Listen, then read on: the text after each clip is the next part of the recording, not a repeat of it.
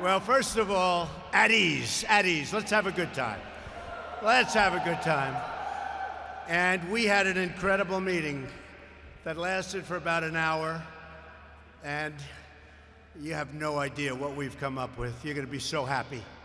You're going to be so happy. I want to just first say thank you for everything, and on behalf of Melania and myself, we had a great flight in. So I want to thank you, honey. Come say hello, honey. Just say hello.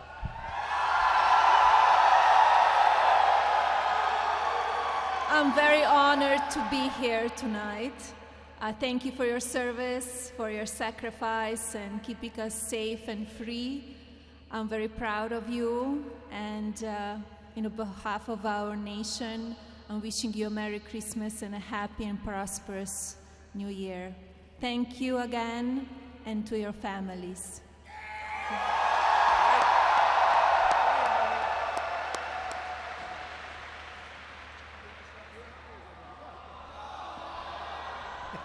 Let's let her make the speech, right? Yeah, she's great. Very popular First Lady and a great person. And I want to thank General LaCamera for the incredible job he's done. And I was just saying we had a meeting with him and some of your great representatives, and we have some ideas that are more than ideas that are going to be just, we like to win. Do we like to win? We're going to win. I want to thank everyone at Al-Assad Air Base, special people. We came in, we felt very safe coming in. It was a pretty difficult journey in certain ways, but we felt very, very good, very safe. And also, we knew exactly where we were going, and we're going to say hello to you and to wish you all a Merry Christmas and a Happy New Year. Very important. Thank you very much. Great job. So Melania and I are thrilled to be here with the extraordinary men and women of the American Armed Forces, the greatest military, and especially as we get all of this billions and billions of dollars of new equipment that I approved over the last 2 years. You're getting such new equipment. Your eyes are popping, right? Your eyes are popping. You're getting the best equipment in the world. As you know, it was being very rapidly depleted, and it wasn't good. And we weren't going to let that happen to you or to our country. And I just want you to relax. Let's have a good time for a few minutes. And then I'll be heading to another location, and then I'll be heading back. But I have you totally in mind, totally in mind. We came to Al-Assad to share our eternal gratitude for everything you do to keep America safe, strong, and free.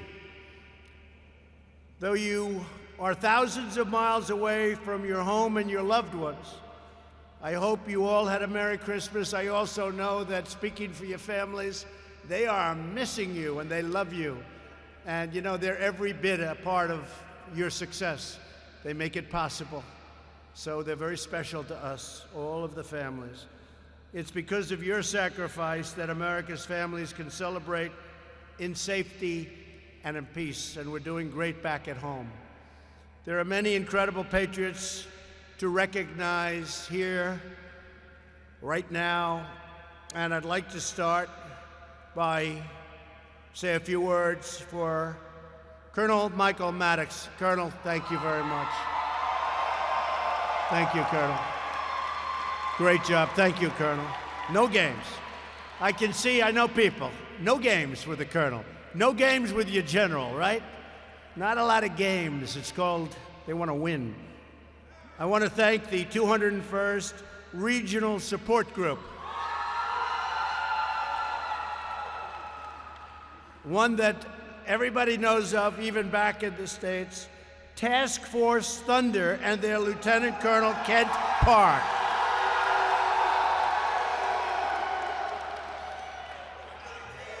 There's a reason for that name, Thunder, isn't there? The 443rd Air Expeditionary Squadron and their great commander, Major Dicey Ritz. Where is Dicey? Thank you. Great, fellas. Great. The 1st Expeditionary Rescue Group and their commander, Colonel Michael Gurshard. Where's Michael? Thank you. Thank you, fellas. The 3rd Cavalry Regiment and their commander, Colonel Jonathan Byram. Brigadier General Austin Renforth. Where's Austin? Austin. Thank you, Austin. Thanks, Austin. Everyone at the Special Operations Joint Task Force. Thank you. Where the hell are they? And all personnel who reside at Camp Havoc. You know what that means, Camp Havoc. Also joining us this evening is the U.S. Ambassador to Iraq, Douglas Silliman. Douglas, thank you very much. Great job, Douglas. Great job. The courageous men and women at Al-Assad Air Base are on the leading edge of our fight to vanquish America's terrorist enemies. You know that. The other reason I'm here today is to personally thank you and every service member throughout this region for the near elimination of the ISIS territorial caliphate in Iraq and in Syria. 2 years ago, when I became president, they were a very dominant group. They were very dominant. Today, they're not so dominant anymore.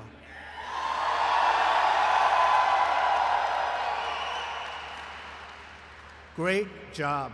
I looked at a map, and 2 years ago, it was a lot of red all over that map. And now you have a couple little spots, and that's happening very quickly. That's happening very quickly. You'll be seeing that. I want to just say great job.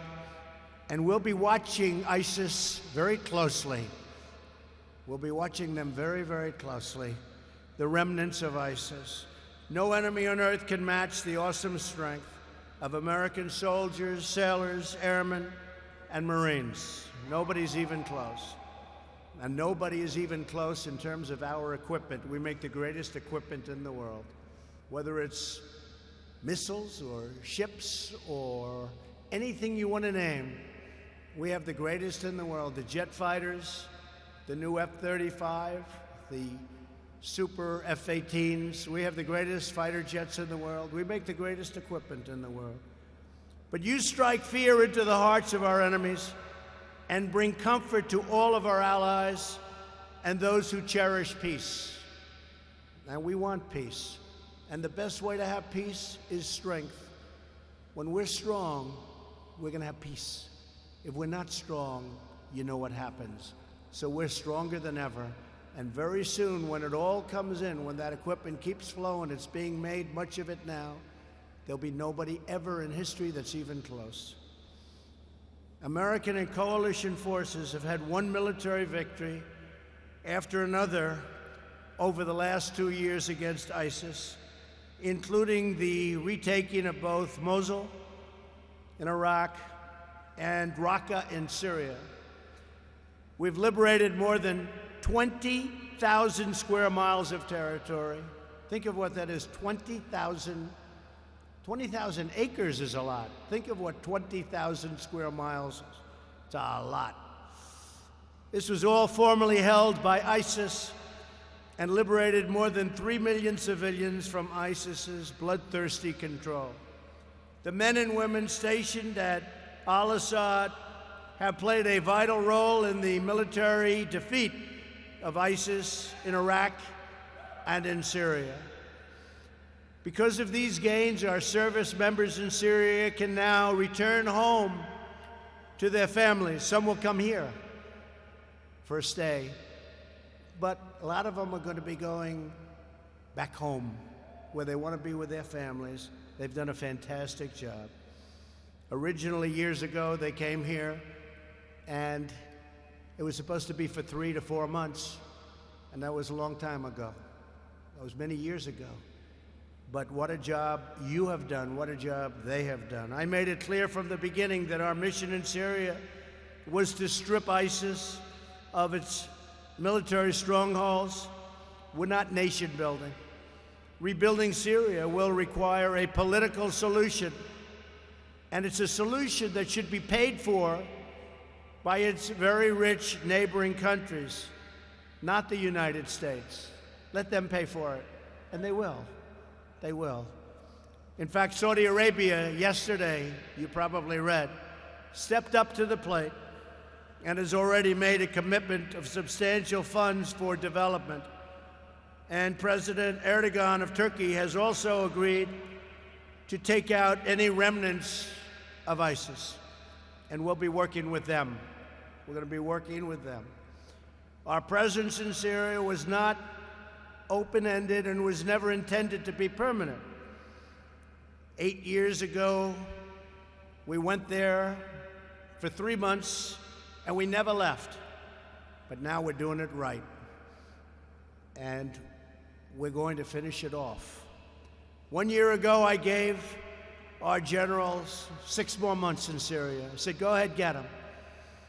And it turns out it was really a year and a half ago. I said, go get them. We need 6 months. Go get them. Then they said, give us another 6 months. I said, go get them. Then they said, can we have one more, period of 6 months? I said, nope. I said, I gave you a lot of 6 months, and now we're doing it a different way. And we're doing it, and you're doing it, folks. You're doing it. Just the remnants. The men and women who serve are entitled to clear objectives and the confidence that when those objectives are met, they can come home and be with their families. Our objective in Syria was always to retake the territory controlled by ISIS. Some people said we've already retaken 99%. That's a number that comes up a lot. And if you look at the map before and after, it looks like 99%. Now that we have done so, the nations of the region must step up and take more responsibility for their future. And also, they have to confront those remnants of ISIS and take them out very easily, if, after we're totally finished, they're even left at all.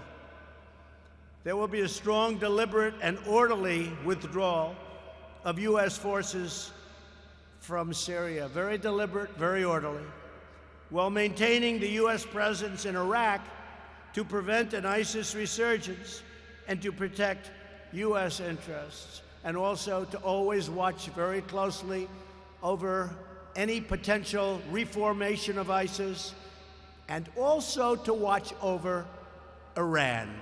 We'll be watching.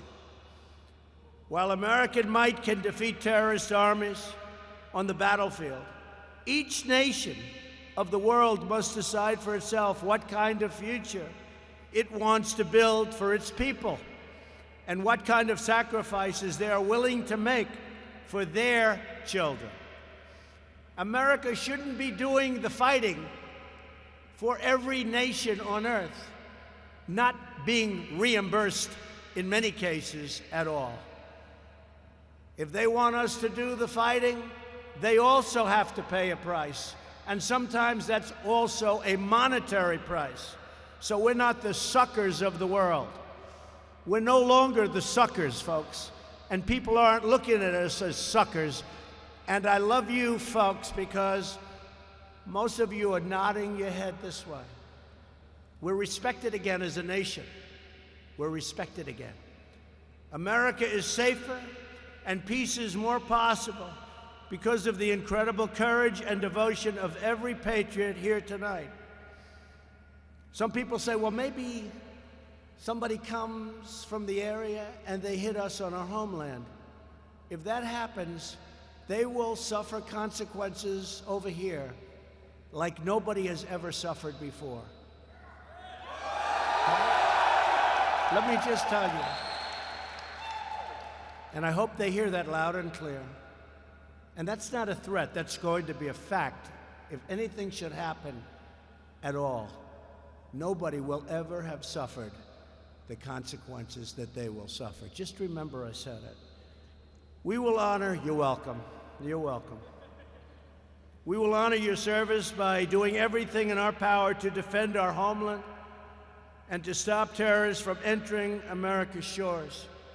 And that includes strengthening of our borders. I don't know if you folks are aware of what's happening. We want to have strong borders in the United States. The Democrats don't want to let us have strong borders. Only for one reason. You know why? Because I want it. If I said, you know, I think just standing here looking at all these brilliant young faces, these warriors, you're warriors. You know, you're modern-day warriors. That's what you are. But you gave me an idea, just looking at this warrior group. I think I'll say, I don't want the wall. And then they're going to give it to me. I figured out the solution. First Lady, tell Nancy Pelosi, I don't want the wall. Oh, we want the wall. And then we get the wall. That's another way of doing it.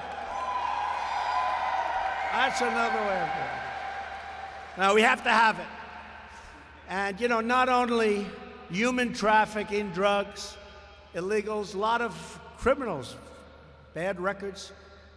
We've seen murderers come in through you saw what happened with the caravan, as we call it, caravan of thousands of people.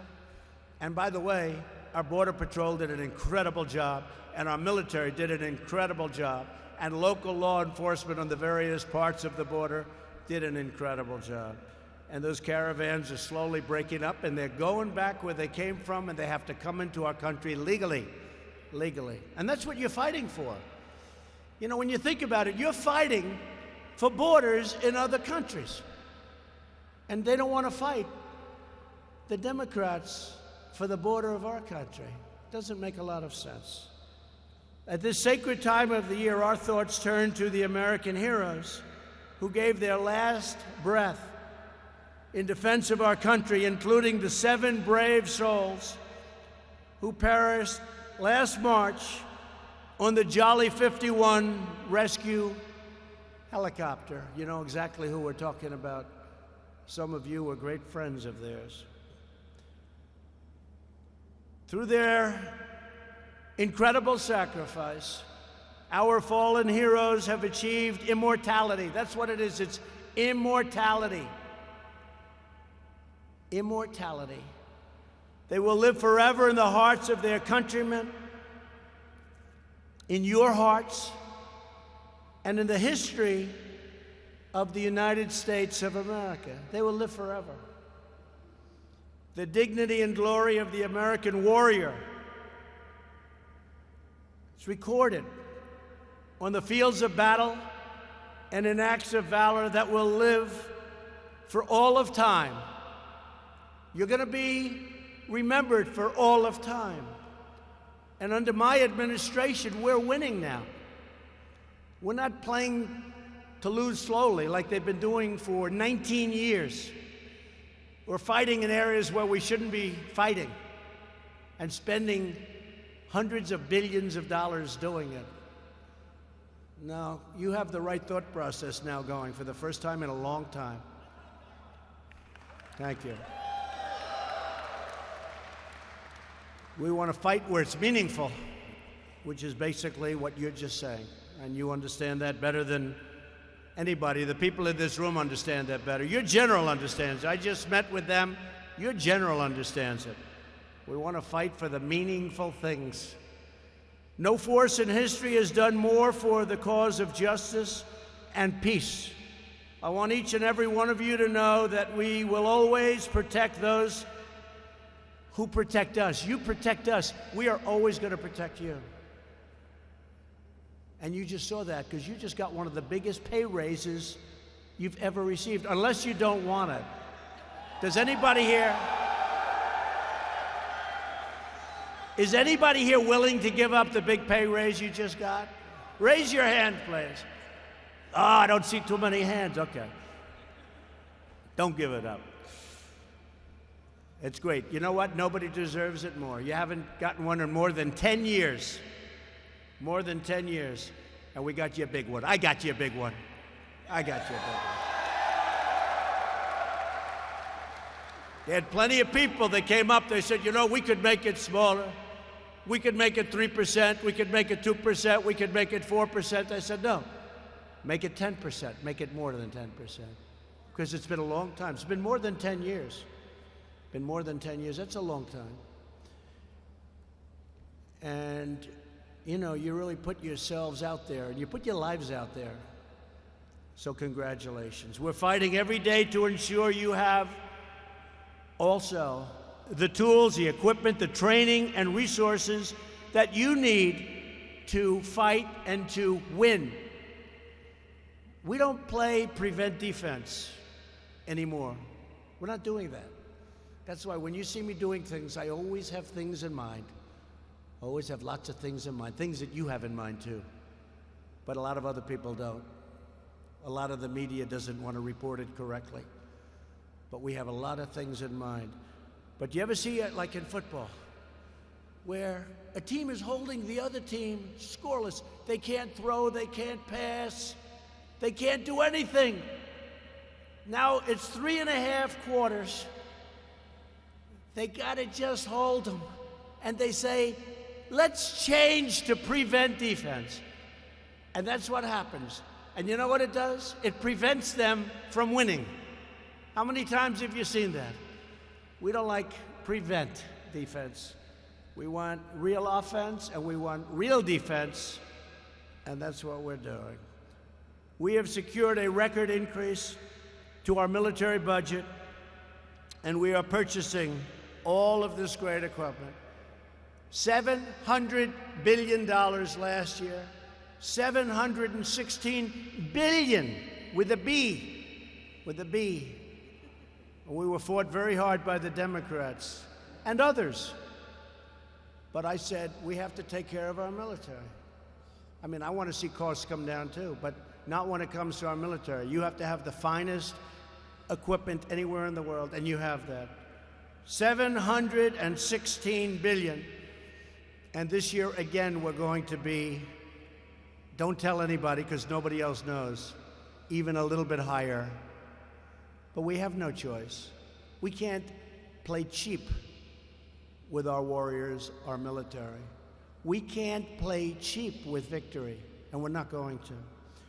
We understand the best way to preserve the peace is to be prepared for combat, and the surest way to prevent conflict is to be totally unyielding and totally ready for conflict if that should happen. America is a peace-loving nation, but rest assured, if we are forced to fight, we will engage the enemy with overwhelming force, like never before, like nobody's ever seen before.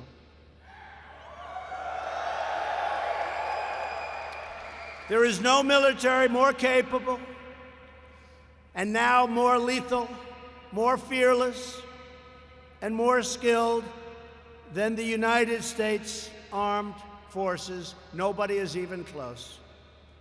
Our faith and confidence in you is absolute and total. You are the sentinels who watch over our nation. You are the warriors who defend our freedom. You are the patriots who ensure the flame of liberty burns forever bright. That's who you are. That's who you are.